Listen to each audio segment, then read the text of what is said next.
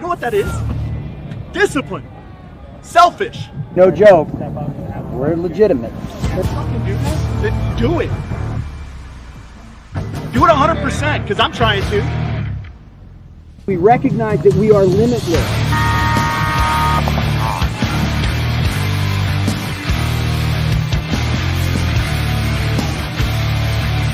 gotta be a champion to become a champion, right?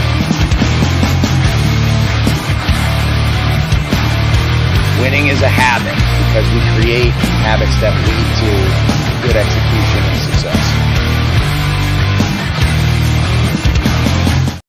Good evening and welcome to the Coach's Show. I'm Coach Mike Bianca of the Atlanta Jungle Cats, and with me, as always, is my friend and co-host, the man with the golden scalp, Coach Ryan Gray of Red Legion.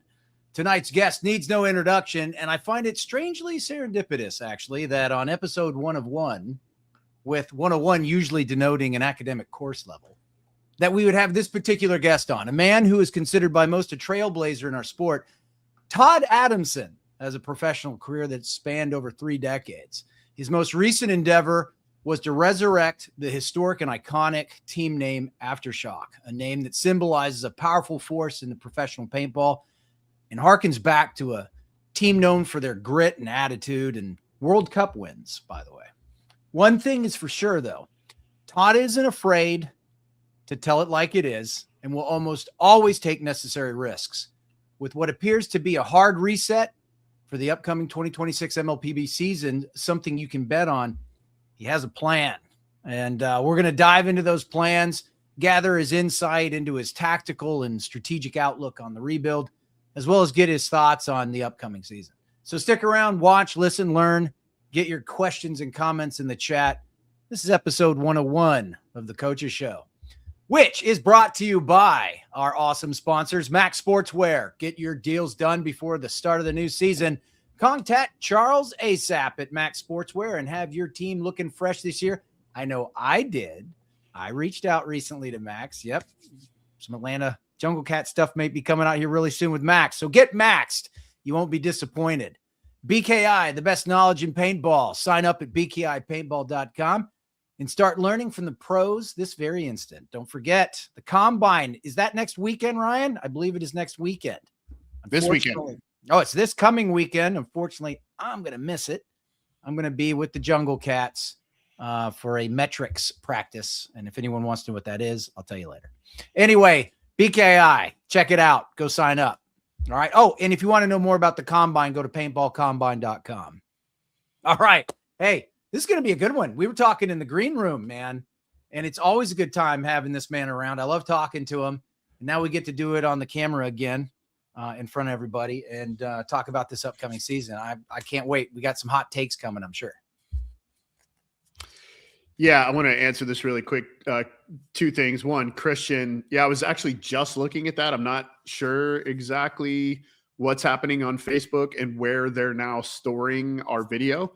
So I'll figure that out and find out where. But you can do the playback right on the YouTube channel with Major League Paintball. If you just go in there and type in the Coach's Show episode 100, last week's episode will pop right up. Or you can go to their, I do know you can go to their, the Major League Paintball YouTube channel and click live. You click the link for live and it'll pull up, it should pull up. Yeah. I think we're the only, well, us in the pits are both live. That's right. But you can find it really quick. And then, John 187, on April 18th, 19th, I am doing a clinic in St. Louis at Extreme Paintball.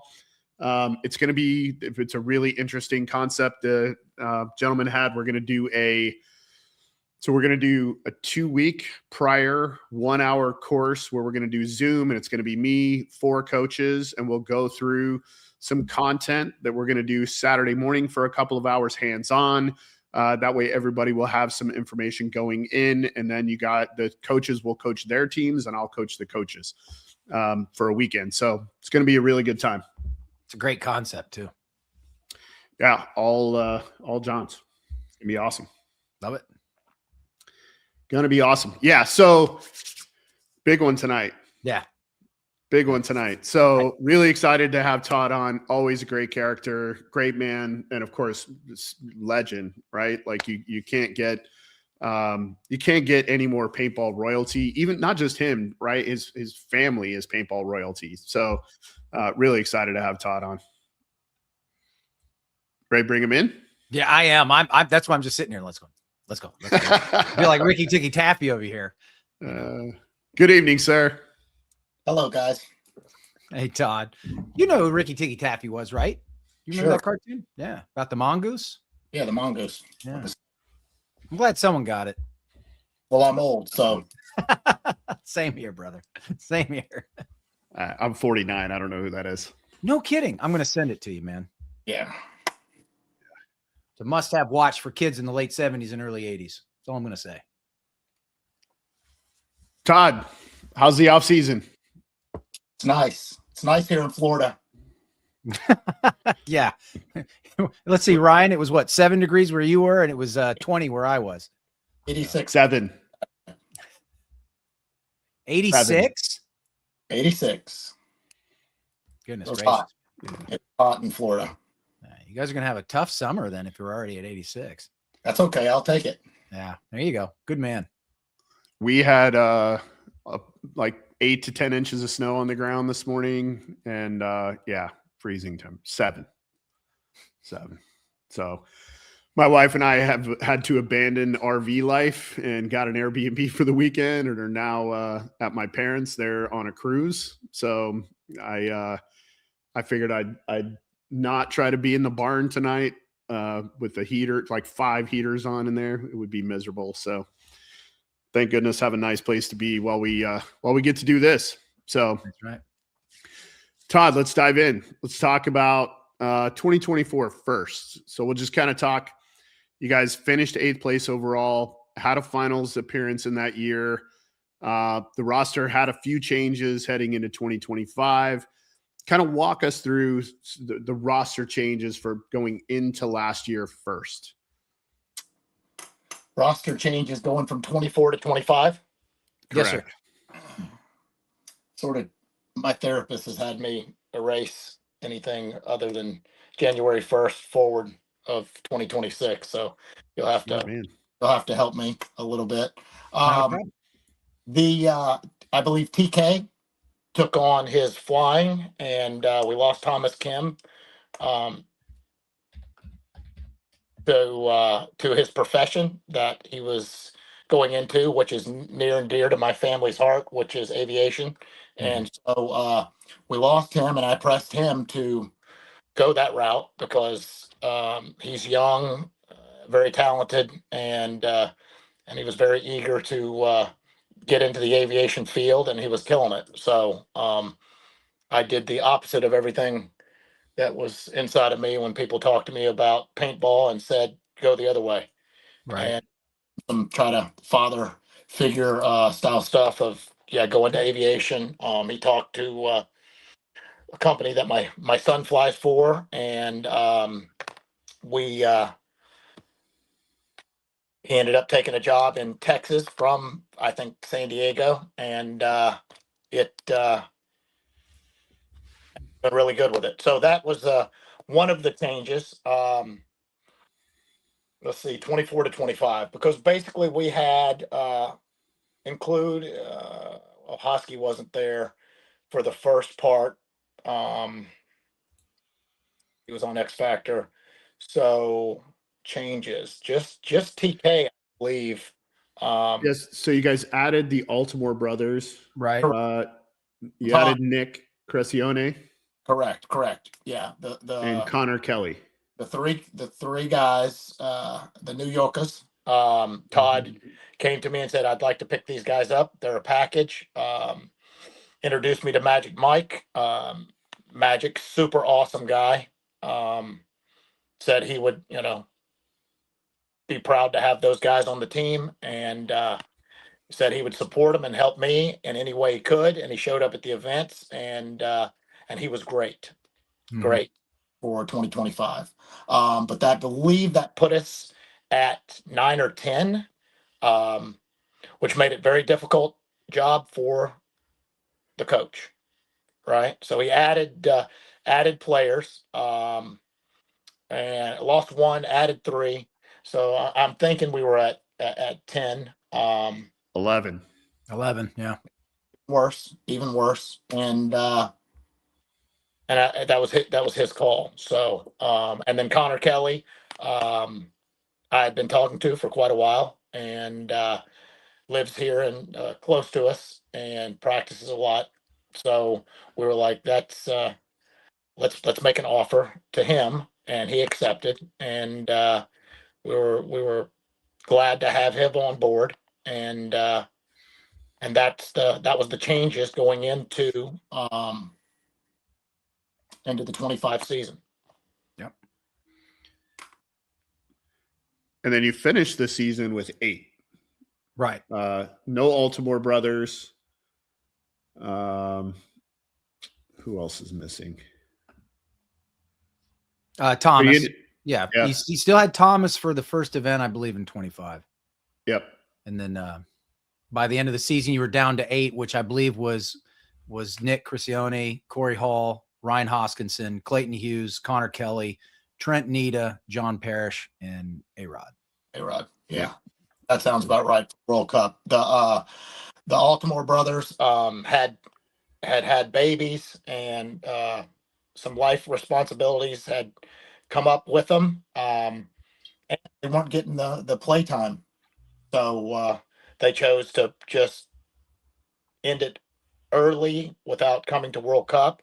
I wish they would have come to World Cup, because I would have liked to seen them get a little more opportunity, which is something that we discussed, and I spoke with Todd, and we spoke with Magic, but that was their decisions. And then Nick, after World Cup,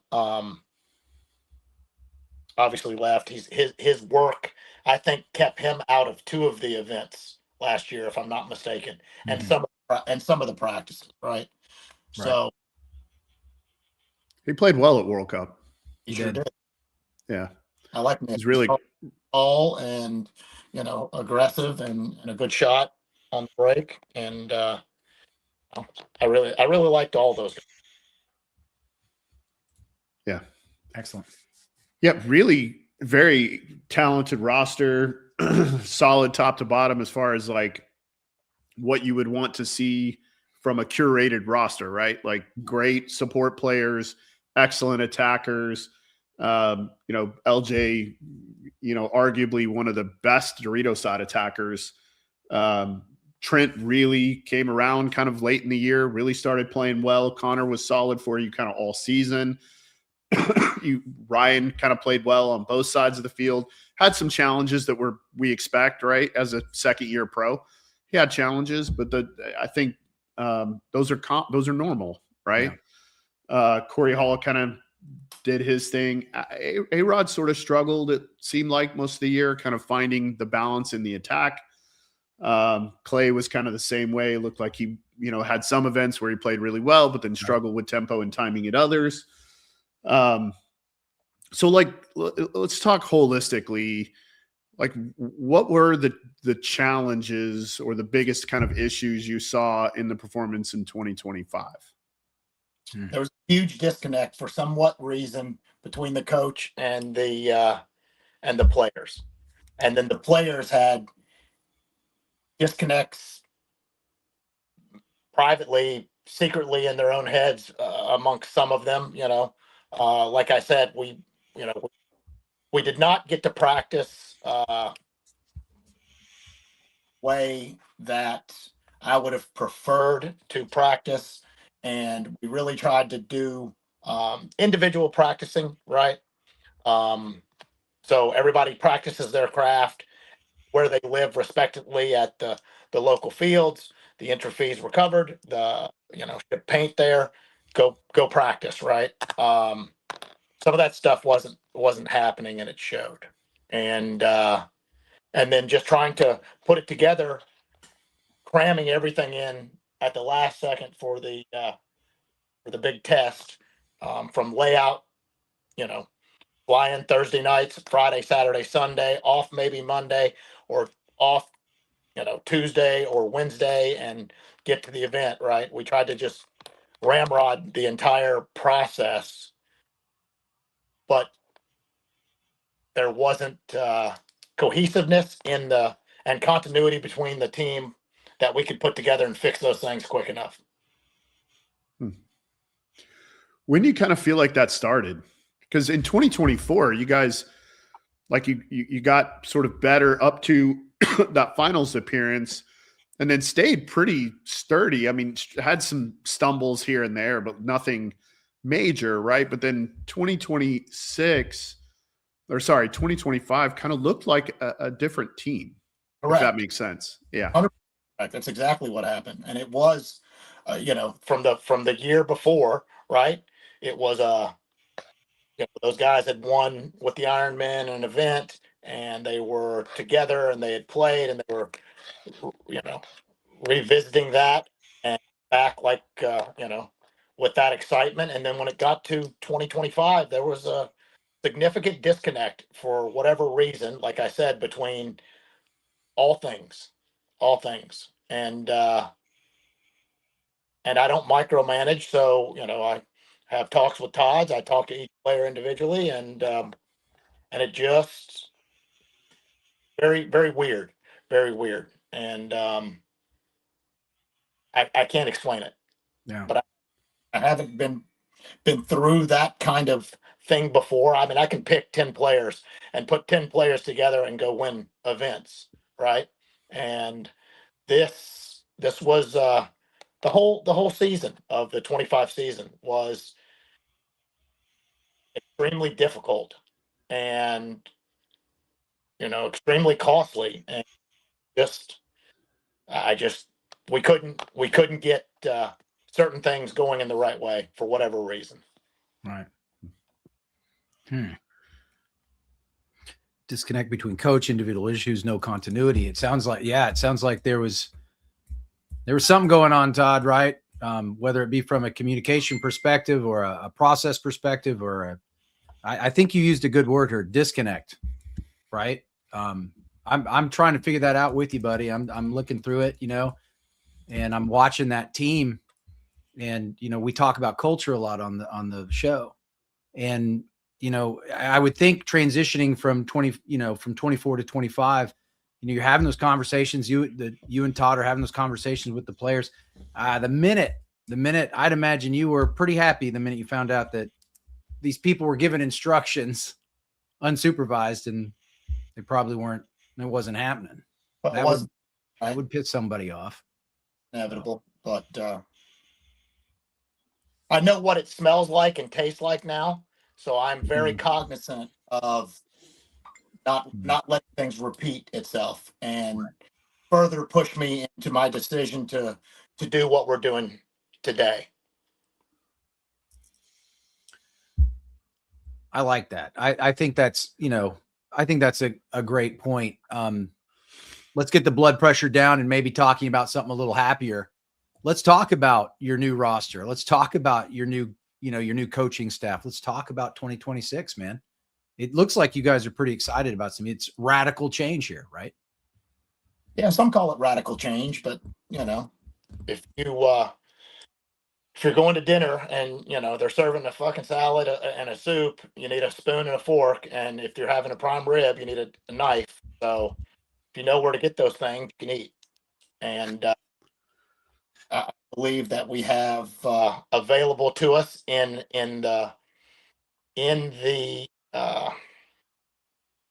adequate mindset, age group,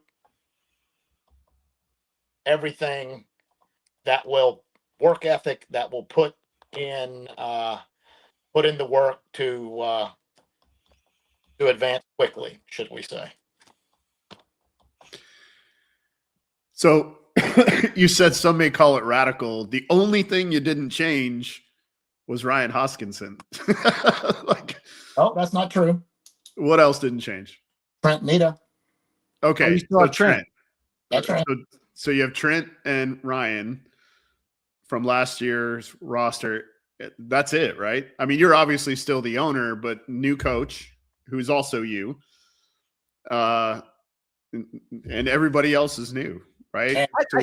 I think people use the term radical because it's a departure from the 24, 25 names, right? Some rather large professional names there. And now we're really, obviously Nita and Ryan are high-level professional players, and you're bringing up some semi-pro professional players that you see something in, and you've always had an eye for talent.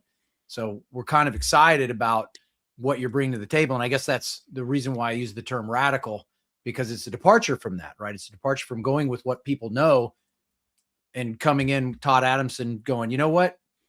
I got to go find a knife, a fork, and a spoon, and I'm going to eat this salad and this steak and this soup. So that's right. And that was exactly my point, is radical from a sense that you have two returning players who both have names. But when you think about A-Rods and LJs and Corey's and TK and the guys you had on your roster prior to now, some of the guys that you have, and don't get me wrong, you still have names. I mean, Jesse Stevens is definitely still a name, right? Oh, yeah. I mean, he's a fantastic player. Mark so Johnson. you MJ, which we'll talk about where MJ is going to fit into that in just a bit, but like, you still got names. But when you think about this very expensive roster moving into the 2026 season, it looks like your goal is to go more homegrown, more localized, where you're bringing up these four semi-pro guys who all live kind of right around you guys, right? Yeah, playing a long game. Yeah, where you're now looking at this kind of in a different way. So I think radical is exactly what it is, although Paintball Fit has shown us it's not radical. It's probably the way. I think that's one thing I've heard. I had this conversation recently. Everyone's talking about how Paintball Fit broke the mold because this and that. No, they're just doing what other sports teams did. They're practicing a lot. When you practice a lot, you get really good, Yeah. So I think that's the key. And it's not that they did anything radical per se. It's just, they're like, hey, if you put in the work and you really do it, it pays off. And I think that's my stance on that. I'll shut up on that. So what was the mindset for going away from kind of that other type of roster and moving into what you're doing now? Well, everybody that was on Chicago Aftershock and everybody that's on Chicago Aftershock still to this day is performance-based. Whether they get paid or they play for free or I buy them dinner, whatever the deal is, they are performance-based, right? So I provide all the tools and the consumables to do all the practicing that you possibly can to be the best player that you can.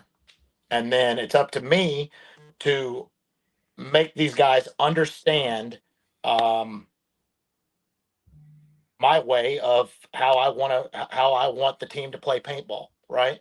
And if we look at something like that, let's talk about that. Maybe the 25 season. Mm-hmm. Todd is a paid coach that is performance based, and he's struggling because we're just going 50-50 at each event and not getting breaks going our way, and the struggles of the players performing for him, and the struggles of the players not performing at all, and that pressure just it's going to be better that I'm the owner.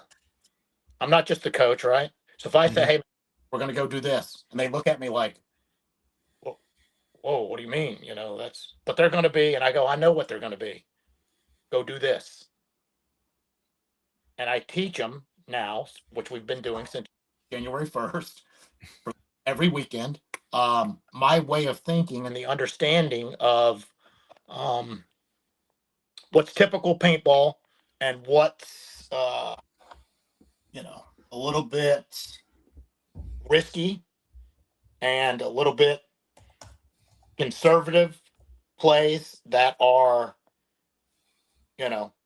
it's my deal. So if I tell them to go do something and it doesn't work, but I know they tried to do it the best they could, and by the third event, they're going to know how to do that very well. It's be fun for me and to coach against other coaches.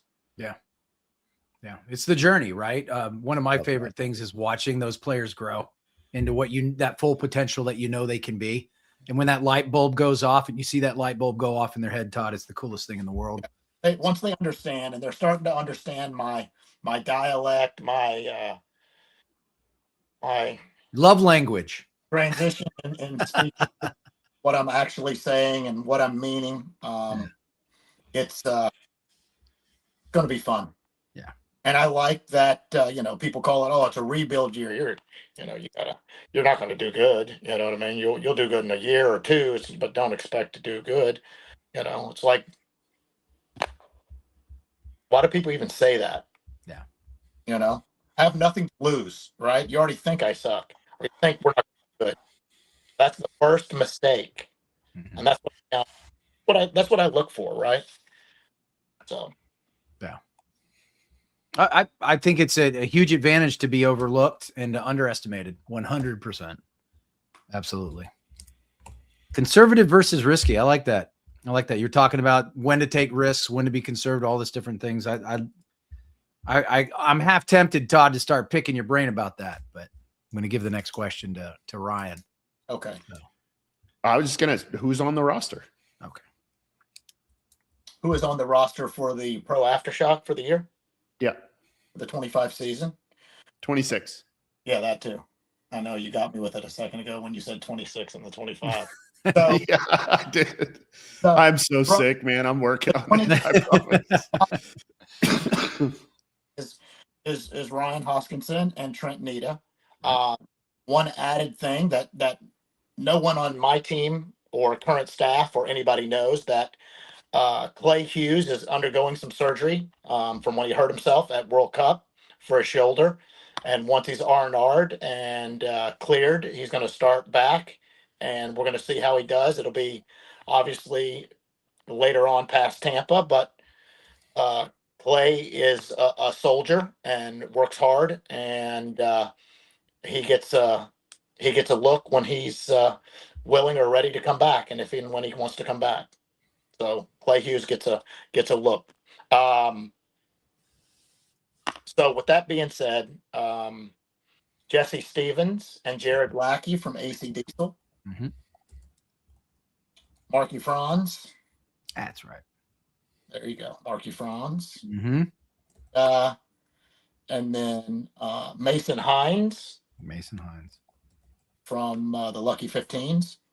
And the 4 semi-pro guys that are Jet, Max Rooney, and Michael Rojas. Michael Rojas was a Team USA player for the young guys over there at France with us, and those 4 guys, with the remaining second at World Cup to Wrecking Crew, and it was a close, I think a 1-2 game or whatever, but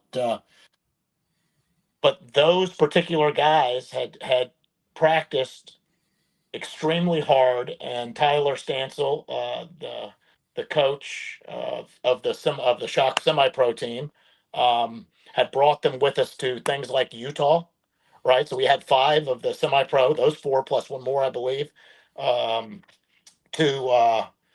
the Utah thing against Dynasty at 15 balls a second. Yeah.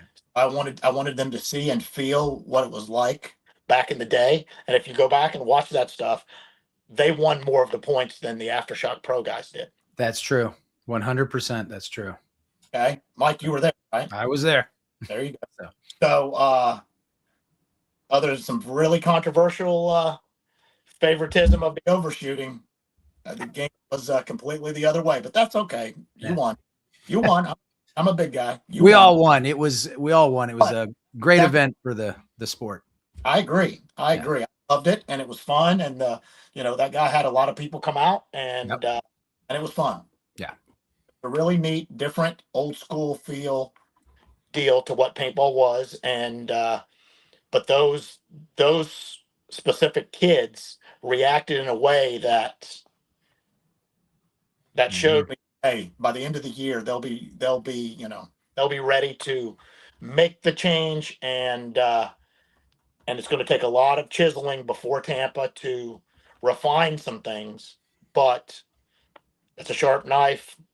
Yeah. It's a five-fingered fork, a big soup spoon. We have some secret talent at specific things that if you put them in the right position, it could do well. Yes. Secret talent? Secret talent. Yeah. Secret. Wow. That's right. Secret talent. All right. So with the return of Clay, once he's healthy, that puts you at 11. Yeah. That's what I've got. Yeah. That's a good roster size with 4 young guys. Agreed. I like it. Yeah. Mason, how did that happen? Yeah. Let's talk about Mr. Hines. After World Cup, I had a somewhat of a pretty quick, immediate Instagram instant message deal. And I'm terrible at social media. And so I don't see the Facebook messengers or the Instagram messengers or all these widgety communication deals. And I missed it for like 3 weeks. And it was a long ask of what we were doing or what was going on. And I reached back out and I said, it's going to be intense. And he said, I'm all about it. So there we are. I like it. Awesome. All right. And Marky Franz, how did that one happen? Yeah.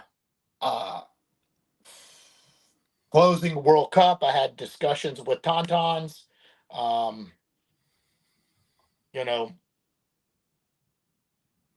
That didn't materialize to anything. Reached out to Marky, maybe Ryan or Trent or somebody, but they're all these, and that 10 or 11 players that I just said, the oldest people are Jesse Stevens and Jared Lackey. And that's a 36 and a 34, I believe. And the rest are all Hosky's 31 or 32, Trent's young. Everybody else is extremely young. Mason, I know, is mid-20s, maybe. I don't know. And all are athletic. And that youth is what I'm looking for. Yeah. That's smart. So looking to play up tempo. We're gonna play up tempo. That's yeah. I think that goes without saying. Love it. Yeah, me too. Well, I know that like we talk about it, Todd and I, we practiced them a couple of times, and we're always kind of talking about tempo. I know Todd wants to go fast. Yeah, I do. I like fast. If you can mitigate a landslide going the wrong way, you can weather players, right? But then I had Tom Cole gave me an argument. He's like, or maybe it was Trozen, and he's like, if we go to this specific format of where you play this specific way, which is an option that is being discussed and changing things, you'll need 10 players. But the problem is, he's like, the depth and quality of the 10 players, benefits damage or benefits impact, or maybe dynasty. Mm-hmm. But I don't keep track of, I just, because of how good, that roster is and how deep it is. Right. Mm-hmm. So I said, look, that doesn't matter. If you're gonna, if you want to run the throttle and let it sling and let it eat for 2 or 3 points in a row and you gain that momentum, and then you want to slam on the brakes and try to sit, right? Now we've got a lot of dynamics in the game, right? 5 tubes now. Everything's going my way. If they just do blind layout, I would love the world would be perfect. All I need, right? Yeah. Just blind layout. What's that mean? That means you show up and you get creative, and this is the chessboard that you get to play on for this weekend. And, I get it, all the, no, we have to have it layouts 1 week so people can practice it, and it's good for the fields, and it's a money maker and, revenue maker and this, that, and the other. So that teams aren't going to practice, right? Other than possibly my 2025 team that seems not as practiced that much. You mean these players aren't going to show up and practice the weekend before, even though they don't know the layout? No, I don't like the arguments. It's better it's a better game if you show up and here it is. This is it. And then you got, you can practice it the day on the Thursday, walk it, make your plans, make your call outs and get to it. But what I know. I love it. I love the passion. I love everything I'm seeing right now. That's fantastic. It's always good to hear your opinion on this stuff. And I love it. But okay, so we've got a roster of 11, right? We got some 4 young guns in there and they're talented. You got a very talented, you got some weapons here on this roster. Let's talk about the coaching staff. Let's understand what's happening here. So, there was a Ryan, I think you watched it recently. There was an interview between Matty Marshall and Mark Johnson. Right. And do you want to take that from there or? Yeah, if you want. Yeah, sure. I'm curious to the coaching staff, Todd. I'm really anxious to see how this is going to run. Yeah, so recently Mark Johnson did an interview with Matty Marshall where he discussed his role with the team. How do you see utilizing Mark on your staff at the NXL? And what does your staff look like outside of Mark as well? So I'm the coach, right? So I make the final decisions on the plays. Things that I am not good at are the scouting, right? The scouting. Mark coached his team and he's been in paintball. His pedigree is extremely well versed. So his input to me is invaluable. But the scouting is, I believe, quintessential, right? To learning some of these things at a fast time pace, right? Mm-hmm. As it's going during the day and collecting all this info and rewatching the film, and putting these things together on who's doing what's working, what's not working. I'm not the guy for that. Mm-hmm. I know the tools and I know what I want to do. But this added help and input from Mark and the 2025 season, Todd had Nikki McEvers, who was fantastic in analytical book of knowledge stuff. Super great paintball pedigree. I had a good friend, Matt Helgeson, who is local to here and had played paintball all his life growing up. He plays on Farside and now he's playing Aftershock in ICPLs. And he helped Todd and Nikki as an assistant in helping them. And he's going to be doing that same role for us this year. And Tyler Stansel, who was the coach of the semi-pro team, will be the assistant coach to me. And Mark and him will work hand in hand. Mark will be really scouting. Matty and Mark will work together on a couple of other things that we have noticed that may improve production, should I say. And Tyler helps me design the plays and make sure to keep me in check of that I've not gone off the rails. It's good stuff. And that's you need somebody to help keep you on the rails. Yeah. And Fran, our pit crew was the best in paintball that I feel, with Fran Knights. He retired at the end of World Cup and was not doing it anymore. And Tom and Clayton, Tom Boyer, the paintball almanac, as I call him, and Clayton O'Connell, I'm wrong every time. Both were with us since the beginning. They've been they're invaluable to the staff, right? They're the pit crew and they make things run right. And so we're blessed to have all these extra people involved in the in the journey. Yeah. I think, first of all, it's great to hear you talk about the pit crew and how important it is, right? I mean, It's huge. it's about time these people start getting their due, right?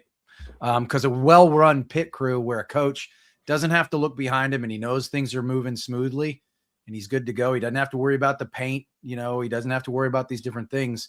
That's a lot of stress and pressure off a coach. So it's wonderful. It's great to hear you do that. So shout out to Tom and Clinton. Something else you're talking about is you're talking about the staff, right? You're the head coach. You got Mark Johnson on scouting, Matt Hegelson, assistant, Tyler Stencil, assistant coach. You've got a staff. And one thing I think people are starting to realize is you need a staff. You need more than one guy doing this. In some instances, you probably need more than two.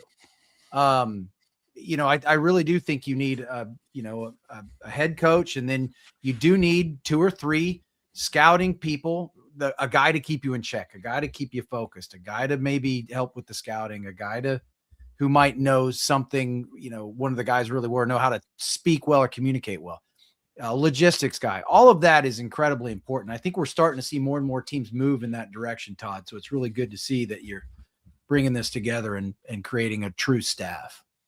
Yeah. Also, I failed to mention, I will have some true old school knowledge with me.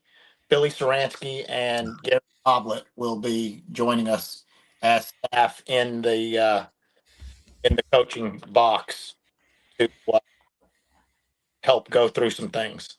So, Noblet, that's not fair. That's cheating. I don't know. That's fantastic. I love it. From what I've been through the last year, it's okay. Do you know Gary is one of the only guys that I don't have a jersey from that I really like. I would do almost anything to get one. Yeah, that's weird saying anything like that. But anyway, I know. Gary will but be when there. when I started playing tournaments, Gary was my favorite player by far. You got to hook him up now, Todd. We'll take care of him. All right, there you go. Look good in Aftershock blue. Oof. Yeah, I'm Very real good. happy where I am. Kind of the real absolute happy. opposite of I'm happy red. for that as well. I love it. So you mentioned a lot there. That's again, there's when we go back to kind of the radical changes, there's even more there, right? Adding, that's a lot of people in your pit. Do you think that could be cumbersome? I like all their opinions. Every one of them has a distinct look at something particular that will possibly catch something that somebody else won't. Right. Yeah. And then it's a simple matter of just, you know, mixing that with your own thoughts and choosing the best path. And based off these people's names that I'm seeing here, none of them are going to be offended if you don't go with their idea. Yeah, of course. Until the one you did go with doesn't work, and they're going to be like, well, you'd gone with my idea. Told you. Told you that was a bad idea. Let's talk about the semi-pro team. Let's do it. I'm excited about the semi-pro team. Yeah, you kind of mentioned in the green room a little bit about, you know, some of the pieces you have on that semi-pro team. Let's get them out there. You know, I think the semi-pro team opportunity in that division is wide open. No disrespect to Wrecking Crew, you know, the big gorilla in the room, but other than that, you've got P-Mob, got my boys, the Jesters. There's still some good, but there's some opportunity. Hurricanes now have a semi-pro team. Have a semi-pro. Russian looks Legion pretty good. Has a semi-pro team. Yeah, we have a semi-pro team. Yeah, it's the hot thing. Everybody's doing it. Yeah. I think that first event, you're going to see a couple of D3 teams throw their hat in the ring just to see. My coming at you will be here from Germany at Tampa in semi-pro. Oh, wow. Nice. Smart. Yeah. Get a little refresher before the season kicks off. Sounds like Really this first smart. event's going to be spicy in semi-pro. That's correct. That is correct. So, but I'm real. Our semi-pro is not necessarily 100% complete yet. We're missing one or two commitments, but I believe I'll have them by the end of this evening, and we'll be at full power. We're going to carry probably 9. Let me ask you guys this: do you guys, to your knowledge, has there ever been a semi-pro female before? Anybody? Not in America. I was going to say not in America. I've seen them in Europe, of course. Well, there's a pro in Europe. Yeah. Yes, there's a pro that plays on Carnage. She's good as shit. Yeah. She's awesome. Yeah, she's really good. She's really Charlotte. She's amazing. Badass. Yes, I wish she could play for the Femmes. I don't think there's ever been a semi-pro female. Correct. Well, there is now. Okay. Danielle Rojas. I knew it. Nice. In January 1st, and there was quite a few people there. I think there was maybe 15, 16 tried out, and I think we kept 7 from that tryout, and her being one of them. Yeah. So you heard it here on the Coaches Show first. Danielle from the Heroines is now the first semi-pro female playing for Aftershock semi-pro. Yeah, shock. Wow. Yeah. Correct. And that was, Daniela started playing paintball with us in the WNXL. I believe she didn't play with anybody else before, and then she moved on to the Heroines, and we've always kept in sort of good graces, and she has a great support system. Her father and mother really take care of her. She practices like nobody's business, and she is a sleeper when it comes to people underestimate her, and she is very good. And she understands the mentality and the tempo of what we're trying to look at, and she's very athletic. She works out. So all she does is live to play paintball, and she works out every day and practices every weekend. Yeah, some of her workout videos make my knees hurt just watching them. Aggressive. She is aggressive is a good word for it. But my wife said, you know what? You should give Danielle a shot for the tryout. And I said, big ass. She said she deserves it, and give her the opportunity. I said, yeah, I have no problem with that. We will do that. And I did not influence the decision at all. Mark Johnson is he's a player. He's not coaching, but he's a player development of the semi-pro, and the other staff 100% chose her to come on board and keep grinding. And our first, since that January first practice, our first big fly-in practice is this weekend, where we will have both teams at full power minus one semi-pro player from Europe that couldn't come to the event. They can't make it to Tampa because his work won't let him. Okay. And you guys will know who he is. Jim McGowan from the Lucky. Oh, yeah. Yeah. Played with Aftermath. We're super excited to have him on the semi-pro team. His paintball IQ is super next level. And it's just unfortunate that he couldn't make it here this weekend, and his job wouldn't let him make it to the event, or he would be at Tampa. And that, I believe, would give us the 9 or 10 players. So you mentioned Daniela, Mark, Jim. Who else?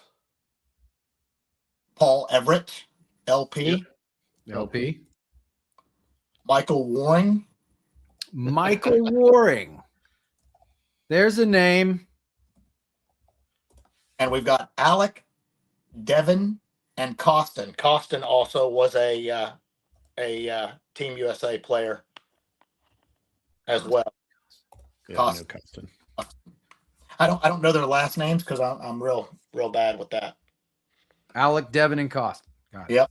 That's us three have been grinding for the last last weekend and this weekend, a lot. So, and those guys are young and fast. Young and fast. Yeah, and that gives you 9. And that's a solid roster. So I'm going to be on a phone call with my 10th here, hopefully as soon as I get off this. But he was a Team USA player as well. Ryan coached us, so he was a vet. So hopefully he will accept the offer, and that will give us 10 semi-pro roster. Oh, someone knows it in the name. So it's Costin Pabon? Yeah. Pabon? Yeah. Yeah. Pabon, probably. Yeah. I looked at a last on anybody's ever. Oh, you're What good. about Tyler Spees? Oh, Tyler Spees. I missed Tyler. That's exactly I was right. about to say, because he didn't have 8. I only had 8 counted when you said he had 9, and I'm like going, who's the 9th? Yes, you know what I mean. And Tyler Kid. came to the deal. Yeah, that's correct. That'll be we'll have 11 if but we'll have 10 at Tampa if the gentleman tonight accepts. If the old man says no. If the old man says yes. Too funny. So we got Alec Brown, Devin Marchese, Tyler Spice, and Pabon, Spice and Pabon. The Michael Waring announcement's pretty cool. I like to hear that. Jim McGowan, that's exciting. Mark Johnson, Danielle, LP. Who am I missing? Because it's 9. Daniel, Mark, Jim, Paul, Mike, Alec, Devin, Costin, Tyler. 9. Martin Bush, 1856 says, "Hello, Poopy. Been a long time." Wow. Yeah, good to see Shock is still going. Marty Bush. Yep. The best. That is awesome. He would play me when we would go to any tournament. He would play me. I had an Automag, or no. I had a VM68 at that time, something terrible. And he would play with a pump, autococker, but a pump. And we would play one-on-ones in the woods.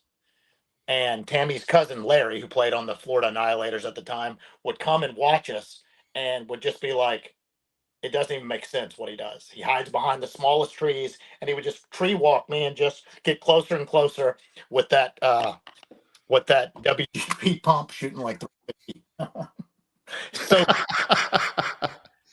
look at that. I mean, they're on it. Marty Bush, the original tree walker. That's crazy. The real deal. Yeah. He's the real deal. It's on my feed. Good to see you guys going strong. Love it. Well, welcome, Marty. Really happy to have you watching. It's an honor, actually. It's pretty impressive. So Marty Bush, another legend. Pretty incredible. All right. So we got a semi-pro team going. We got a pro team going. You got your first full power. We're not going to have Jim McGowan at this first practice, but you guys are going to be banging it out this weekend. Full power down in Florida, I assume. Yeah. Where it's currently 86 and the rest of us are suffering. Nice. No, it's going to be, you guys are getting me a little bit. It's going to be 40s in the morning, but quickly it'll be at 65, 69, maybe as a high. But that's all right. Still nice. Sunny. Very sunny. You heard me say 7. I think we're going to be in the 20s. So yeah, you heard me say 7 right at the beginning of the show. Single digit. These are life choices. You're choosing. You're choosing to do this. My family's here. You chose Oklahoma. Who's the leader of the family? My dad, who lives here. Well, you need to tell. Has he ever heard of Florida? He has. Yeah. That's too funny. There's 35 of us that all live here. Yeah. I love it. It's rough, pal. It's rough. The cold weather, tornadoes. Like, we literally get every shit show of a weather. The only weather we don't get in Oklahoma is hurricane and typhoon. And that's only because the ocean's too far away. We literally get everything else. We get earthquakes, we get hail, we get tornadoes, we get floodwaters, we get snow, we get ice. We get everything. It's stupid. It's too funny. Yeah, it's Love it. Well, I mean, So- let's talk. Oh, go ahead, Brian. Yeah, I think I was going to go the same direction you were. All right. I was just going to say, let's talk about the expectations here. Let's talk about the expectations for the first event. Let's talk about your draw. Let's talk about expectations for the season. I'll throw all three of those at you, and you just take it from there. well. I'm in total control of my own destiny because I'm the one driving, right? I'm not just putting the fuel in the tank, but now I'm actually at the wheel. So it's going to be entertaining is what's going to happen. That's what's going to happen. We're going to,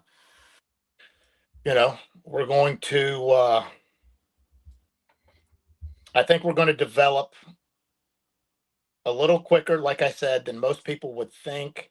And I want to make sure that that some of the players can handle the intensity. So we're going to get that. We're going to do that pressure test here every weekend until Tampa. So in different style scenarios. Outlook for the first event. I would love to win, place, or show. Later on down the season, as long as people don't, I do my job and keep changing up the tricks, then we can win one. Yeah. So first event, you have Paintball Fit, Seattle Uprising, the LA Ironman, and Los Angeles Collision. It's a tough bracket. So going into the event, you got us and San Diego Dynasty for prep. Both teams who play pretty traditionally fast. And then you have Uprising, Fit, and Collision, who all traditionally play pretty slow. Yep. Are you guys going to play one other team? We should talk about this offline. We'll talk about it in the green room. I just realized we should talk about that later. Yeah. I was like, talk about hang that on. later. We're getting into not just the tactical, but the strategic that might be a little too insightful. Yeah, we should talk about that later. So, I mean, obviously, Paintball Fit is, I don't care what team plays them. They're probably the favorite right now. There it is. I think Seattle Uprising looked amazing at World Cup. In fact, on day one, I thought they looked like the best team there. They've shown the best trajectory out of teams as far as absolutely agree. And you're going with that very Paintball Fit-esque style, right? All homegrown. All the guys live there. They're playing a lot together. LA Ironman's made a few changes. I think they're maybe for the better, other than, obviously losing Tom, have made great additions. Great additions. And then LA Collision is they're a pro team, right? Like every guy on that team, we had Mike on a couple of weeks ago. I think every guy on that team except two have pro experience. Mm-hmm. Yeah. Like it's a pro team, right? It's a great first test. Yeah. It's a great first test. So you're saying like your expectations going in is you're going to test a lot of limits for those first couple of events, really put your guys in pressure situations, which I think the field and the field, meaning just the pro field itself, kind of does organically, right? Players step out on that thing and you have the VIP and you have the crowd. As long as you're not an 8 a.m. game, there's going to be a lot of pressure there anyway, right?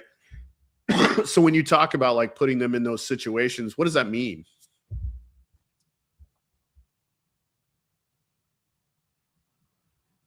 You'll just have to wait and see. For a minute there, you were so still. I thought you had locked up. That was incredible. I did too.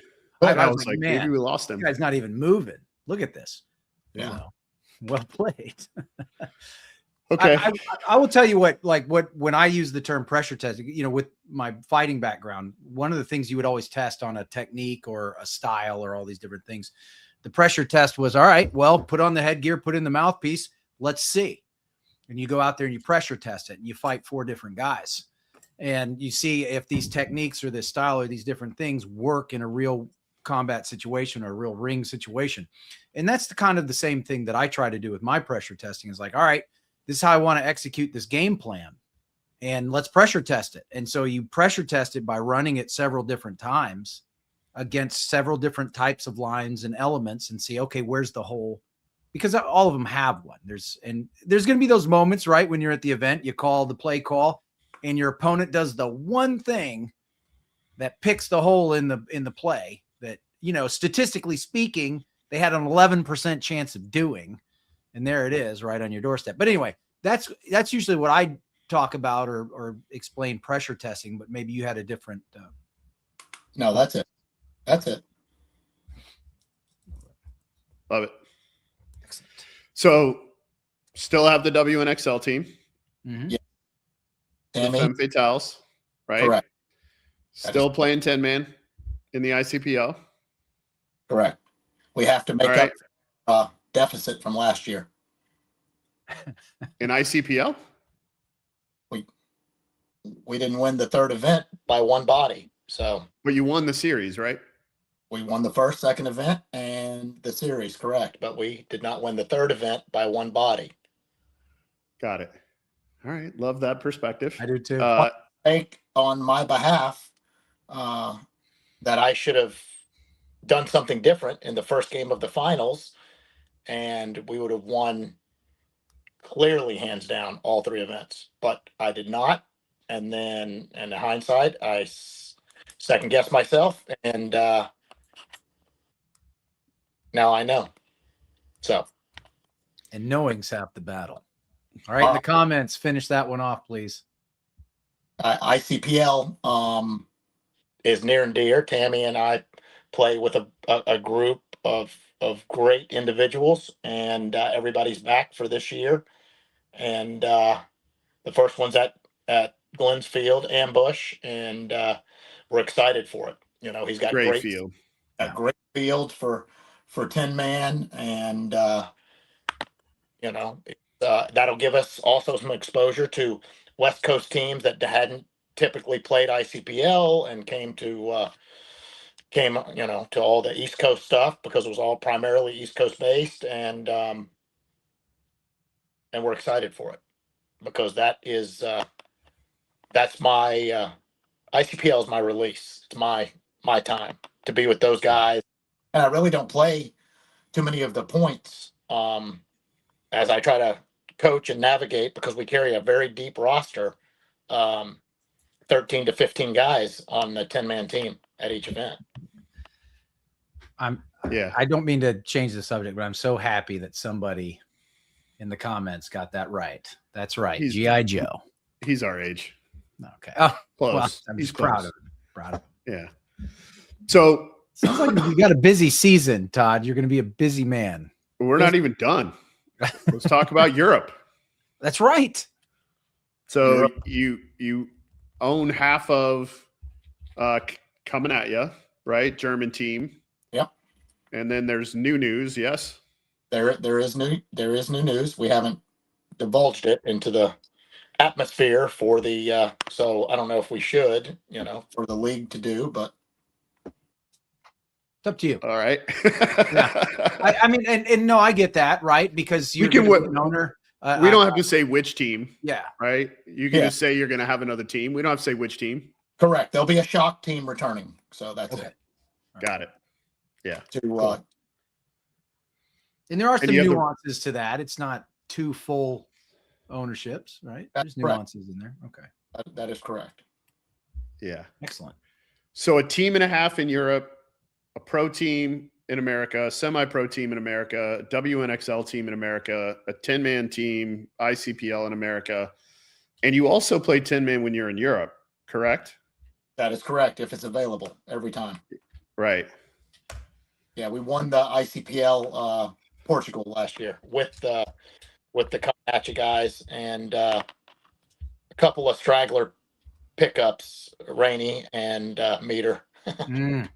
Stragglers. That's Terrible fair. guys. Terrible boys. players. Hobos that were on the sidelines. That's a lot, man. Todd, the Twinkies say hi. Hi, Twinkies. I don't know what that means.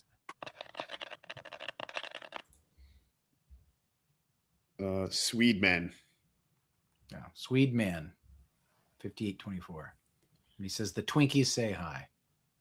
And Chris Kurtz has a G.I. Joe tattoo. That's exactly right. He says, Chris Kurtz said, no wonder he can't remember last names. Yeah, that's right. Well played, Chris. That's true. You got your plate's full, dude. We were talking about a fork, a knife, and a spoon earlier. You're eating a whole lot more than a salad, and a steak, and soup. No, I didn't. You got a smorgasbord over there. I didn't go to Cotillion to learn all the